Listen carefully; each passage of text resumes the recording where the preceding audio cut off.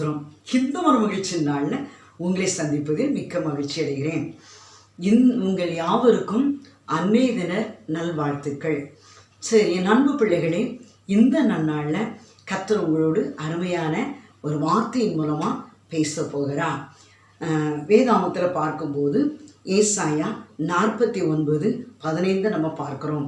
ஸ்திரீயானவள் தன் கர்ப்பத்தின் பிள்ளைகளுக்கு இறங்காமல் இருப்பாளோ, அவள் தன் பாலகனை மறப்பாளோ, அவள் மறந்தாலும் நான் உன்னை மறப்பதில்லை, அவள் மறந்தாலும் நான் உன்னை மறப்பதில்லை. அன்பு பிள்ளைகளே, ஒருவேளை நம்ம வேதாமத்தில் பார்க்கலாம், மோசே வளர்க்கப்பட்டதை பார்க்கலாம். அங்கே ஒரு சட்டம் பிறப்பிக்கப்படுகிறது, ஆண் குழந்தை 3 மாதத்துக்கு பின்பு இருக்கக்கூடாதுன்னு. ஆனால் அந்த சூழ்நிலையில் அந்த மோசையை அழகான நாடல் பட்டி எடுத்து நைல் நதியில் என்ன செய்கிறாங்க, தூக்கி போடுறாங்க. அங்கே ராஜகுமாரத்தை கையில் கிடைக்கிறது. ஆனால் அது எப்படி வளர்க்கப்படுகிறது? இது பெற்ற தாய் யாரோ அவங்களையே அழைத்து வாருங்கள் என்று சொல்கிறாங்க. அப்போது அந்த தாயானவளே வந்து அந்த பிள்ளை என்ன செய்கிறா, வளர்க்குறா. அப்போது என் அன்பு பிள்ளைகளே, அதான் நான் உன்னை இது தன் பாலகனை மறந்தாலும் நான் உன்னை மறப்பதில்லை. அப்போ பாருங்க, ஆண்டவர் உன்னை மறப்பதில்லை. ஆண்டவர் சூழ்நிலையே மாற்றி தன்னுடைய அங்கே 3 மாதம் ஒழிக்கப்பட்டிருந்தாலும் ஆண்டவர் அந்த ஸ்திரீயை அழைத்து வந்து அந்த பாலகனை கர்த்தர் என்ன செய்கிறாரு, மோசையை அருமையாய் வளர்த்து கொடுக்குறார். அன்பு பிள்ளைகளே, இதே போல தான் ஆண்டவர் இன்னைக்கு நீங்கள் கலங்கி கொண்டு இருக்கீங்களா? எந்த சூழ்நிலையில் கலங்கி கொண்டு இருக்கீங்களோ, எந்த நிலையில் கலங்கி கொண்டு இருக்கீங்களோ, அந்த நிலையில் கர்த்தர் உங்களை என்ன செய்வார், ஆசீர்வதிப்பா. ஒரு அருமையான சகோதரி 17 வருஷம் ஆயிடுச்சு. அப்போ அந்த குடும்பத்தினர் அவங்க மாமனார் என்ன செய்வாங்களாம், அக்கினி சட்டி எடுப்பாங்களாம்.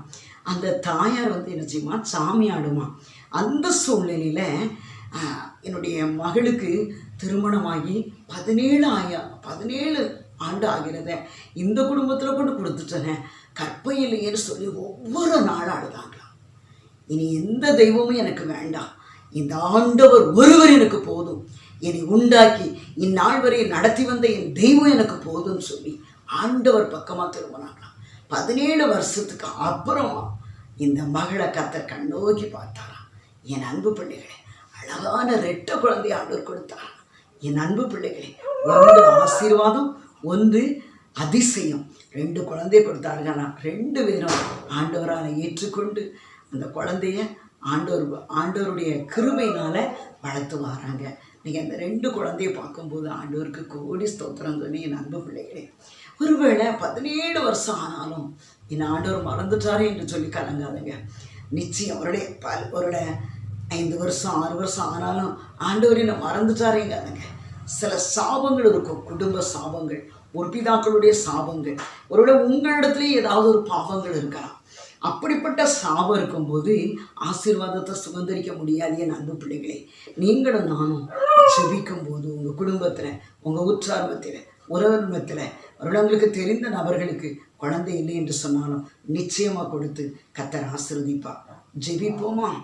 என் தாய் உருவாகும் முன்னே என் கருவை கண்டீரையா, என் பெயர் உருவாகும் முன்னே என் கருவை கண்டீரையா, எப்படிப்பா உமக்கு நன்றி சொல்லுவேன், சொல்ல வார்த்தையே இல்லை, நீங்க போதும் என் வாழ்க்கை முழுவதும், வேறு ஆசையே இல்லை, வேறு ஆசையே இல்லை.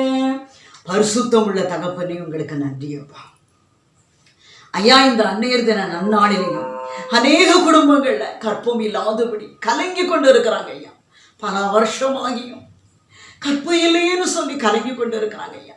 அப்படிப்பட்ட நிலையில இருக்கிற பிள்ளைகளுக்கு இதோ இந்த நன்னாளில் நான் கற்பத்தை கொடுப்பேன் என்று சொல்கிறீங்க ஐயா. நான் உன்னை மறக்கணும் என்று சொல்கிறீங்க ஐயா. அதாவது தாயானவள் தன் பிள்ளைகளை மறந்தாலும் அவள் மறந்தாலும் நான் உன்னை மறப்பதில்லை என்று சொல்கிறீங்க ஐயா. ஒரு ஸ்திரீ மறந்தாலும் நான் உன்னை மறப்பதில்லை என்று சொல்கிறீங்க ஐயா. இதோ இந்த நல்ல வேளையில நிகழ்ச்சி பார்த்து கொண்டு இருக்கிற மகளே, நீ யாராயிருந்தாலும் முழங்கால் படியிட்டு ஜெபி. நிச்சயம் கர்த்தருடைய வாழ்க்கையில காணப்படுற சாபத்தை மாற்றி, பாவத்தை மாற்றி, அக்கிரமத்தை மாற்றி, கற்பத்தை தந்து உன உயிருள்ள சாட்சியாக நிறுத்த போகிறார். பெரிய காரியங்களை செய்யுங்க. உங்கள் நாமம் மகிமைப்படட்டும். இயேசுவின் நாமத்தில் ஜெபிக்கிறோம் நல்ல பிதாவே. ஆமென். ஹல்லேலூயா. ஸ்தோத்திரம்.